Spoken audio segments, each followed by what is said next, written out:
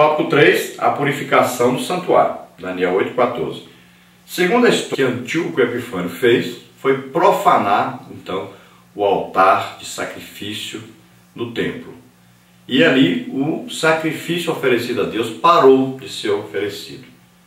Então, depois de 3 anos e 2 meses, então é que os sacrifícios voltaram a acontecer, porque houve uma purificação do santuário. Então Deus, apesar do povo ter pecado contra Deus e Deus ter enviado os juízos, Deus ainda vem com a restauração, a purificação, ainda dá oportunidade a seu povo. Assim também vai acontecer durante a grande tribulação. Apesar dos judeus não terem aceitado Jesus como Senhor e Salvador, no final da grande tribulação, depois de eles passarem por tremendos juízos, eles vão se lembrar de Deus, vão clamar a Deus pelo Messias, e o Messias virá. Jesus descerá bem devagarinho e vai pisar em um Monte das Oliveiras e vai livrar aquele povo. Então, o remanescente, os últimos judeus sobre a terra serão então salvos de serem destruídos totalmente. E começará então o reino milenial. Milenial quer dizer aqui 1000 anos Jesus governando sobre o povo de Israel e sobre as outras nações que aceitam o governo de Jesus Cristo sobre a terra. Parte 3, Antíoco Epifânio, o protótipo do anticristo. Tópico 1, Antíoco Epifânio. Tópico 2, a visão do anjo Gabriel. Tópico 3, o tempo do fim. Então, tópico 1 aí, Antíoco Epifânio. Por ora, basta dizer que este foi um rei da dinastia Seleucida, ou seja, esse reino abrangia Babilônia e Síria e Israel, é claro, que perseguiu os judeus de Jerusalém e da Judéia. Trata-se do rei de cara feroz, descrito no versículo 23. Este monarca cometeu tantas atrocidades contra o povo de Deus que muitos o veem como um tipo do anticristo. Vamos ver aí algumas coisas que esse Antíoco Epifânio fez. Então ele se indispôs contra a terra formosa, a terra de Israel. Então, essa terra formosa é a terra de Israel, que é chamada assim, Monte Sião, que era formoso aí, é a terra chamada a terra da alegria, a terra de Deus, onde manava leite e mel, a terra escolhida por Deus. Então ele também lutou contra as hostes do céu, e se refere então ao povo de Deus, a igreja, que é o reino de Deus, os militantes. Então no caso aqui de Antíoco, ele lutou contra Israel, matou vários judeus, muitos e muitos judeus. Ele lançou por terra uma parte do exército, ou seja, das estrelas. Aí estrelas representando então o exército de Israel. E ainda os obrigou a idolatria, a comerem sacrifícios de porcos ainda. Ele se engrandeceu até a posição de príncipe do exército. Ele atacou o sumo sacerdote Onias, a quem despojou de sua dignidade, e ele então até blasfemou de Deus, e ele se tornou ali como se fosse o próprio Deus. Ele queria ser como Deus. Ele retirou o sacrifício diário. Antíoco então proibiu e reprimiu a oferta de cordeiro da manhã e da tarde, a oferta que Deus deu ordens a seus servos para oferecer todos os dias para a sua glória sobre o seu altar. Esses sacrifícios eram importantíssimos para Israel. Então ele retirou esse sacrifício. Ele lançou por terra o lugar do seu santuário. Ele não queimou nem demoliu o templo, mas o lançou por terra ao profaná-lo. Fez dele o templo de Júpiter Olimpo e colocou nele a sua imagem. Além de rasgar e queimar o livro da lei e ainda oferecer porco lá no altar, fazendo cessar assim o sacrifício, profanando o altar de Deus. Sabemos que tudo isso ele fez com a permissão de Deus, trazendo juízo sobre o povo de Israel. Então quem era esse Antíoco Epifânio? De onde veio?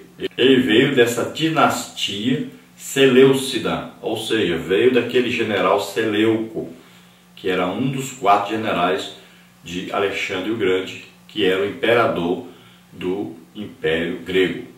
Então veja só que esse era um príncipe e ele veio então governando essa área aí. Então ele governava essa parte aí da Babilônia, da Síria e Israel.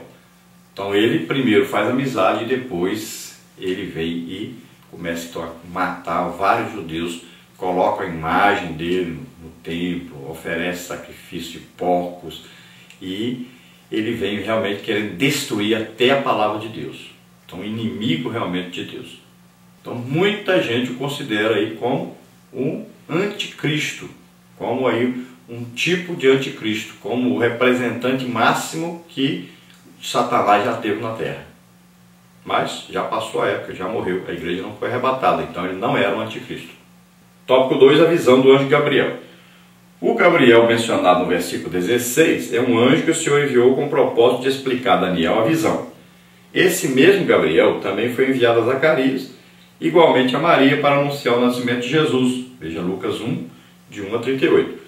Como veremos então no capítulo 9, ele aparece novamente a Daniel. Então aqui, a visão de Daniel é do aparecimento do anjo Gabriel, que veio explicar para ele aquelas visões que ele teve. Ele não conseguia compreender, então o anjo Gabriel veio para dar a ele a explicação. Esse mesmo anjo Gabriel, na Bíblia nós vamos ver que há apenas 2 anjos que são mencionados por nome, o Gabriel e o Miguel. Esses outros que estão dizendo o nome deles por aí em outras religiões, não existe na Bíblia base bíblica para dizer o nome deles. Então esses 2 têm, Gabriel e Miguel.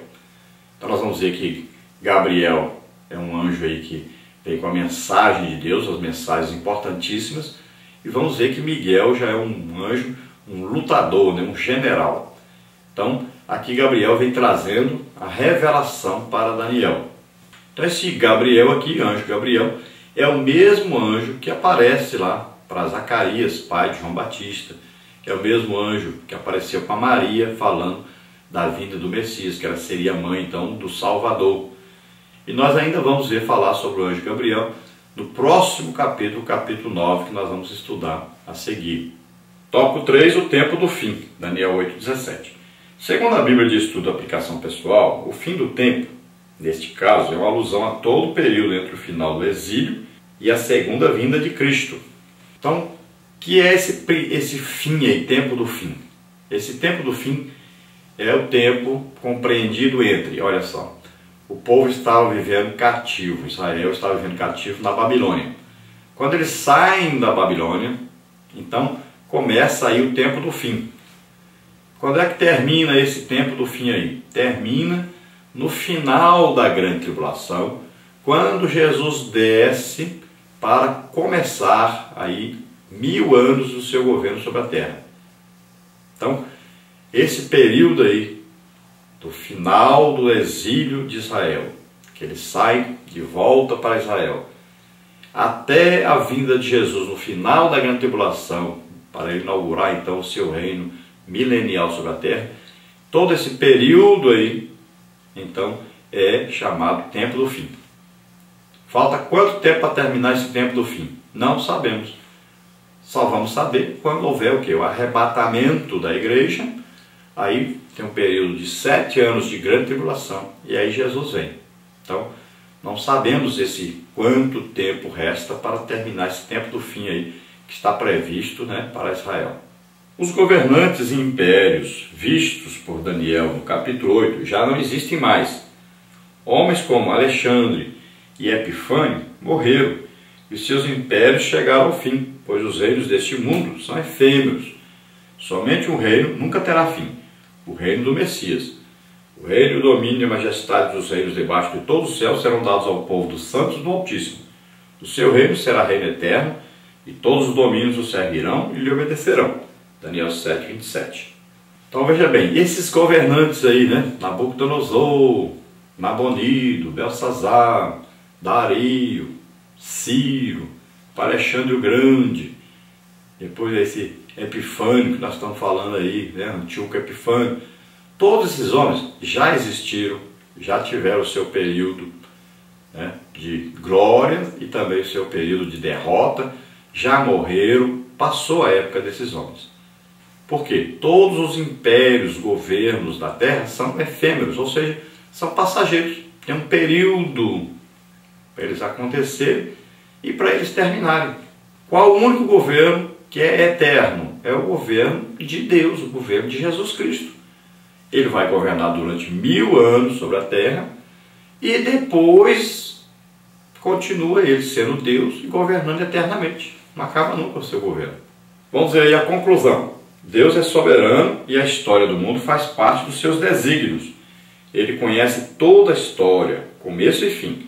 O futuro do homem e do mundo está sob o olhar do Altíssimo. Então, gente, Deus, para ele não existe passado, presente, futuro. Para Deus tudo é presente. Ele sabe o dia que eu nasci e sabe o dia que eu morri. Mas eu não morri ainda, mas ele já sabe. Então esses governos, essas coisas que acontecem sobre a face da terra, tudo, desde que começou o primeiro homem Adão sobre a terra, até o dia que a terra vai ser destruída, tudo Deus sabe o que vai acontecer, ele já viu acontecer. Então para ele tudo é presente. Ele conhece toda a história humana sobre a face da terra. E ele está o quê? No controle de tudo. Tem gente que vive como se Deus não existisse. É uma pena, né? A ignorância do ser humano. Não sabe que Deus vê tudo, sabe tudo, Ele pode tudo.